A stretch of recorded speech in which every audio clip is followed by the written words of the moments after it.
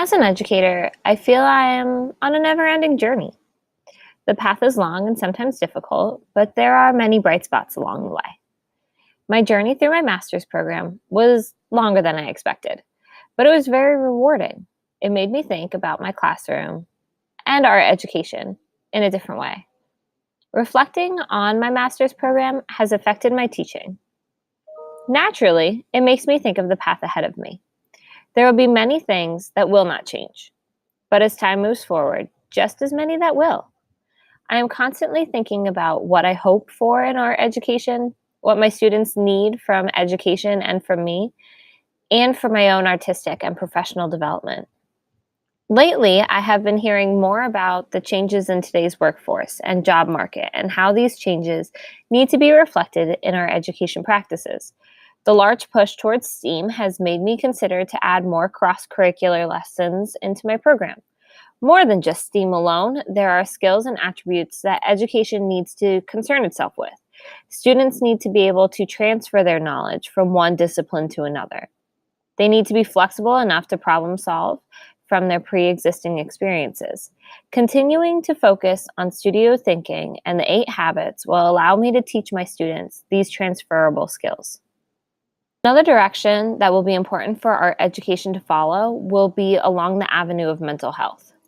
Art creation has a unique ability to heal and to keep anxiety at bay, or to express this anxiety.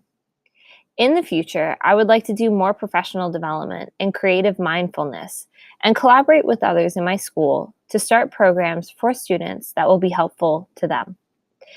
There are so many students in our school that need assistance through programs and services that many of them are on a waiting list.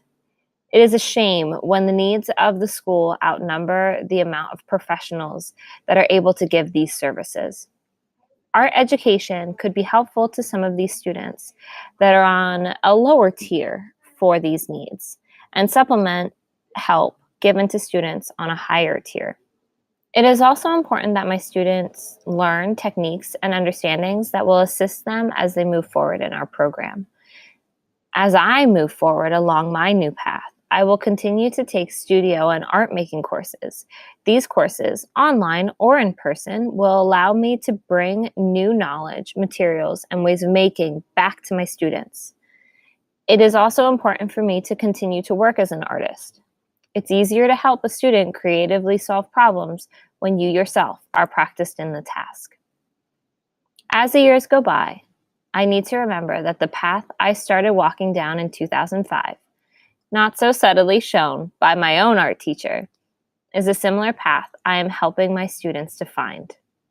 This part of my path is coming to an end, and a new one will open for me. I just have to be brave enough to follow it.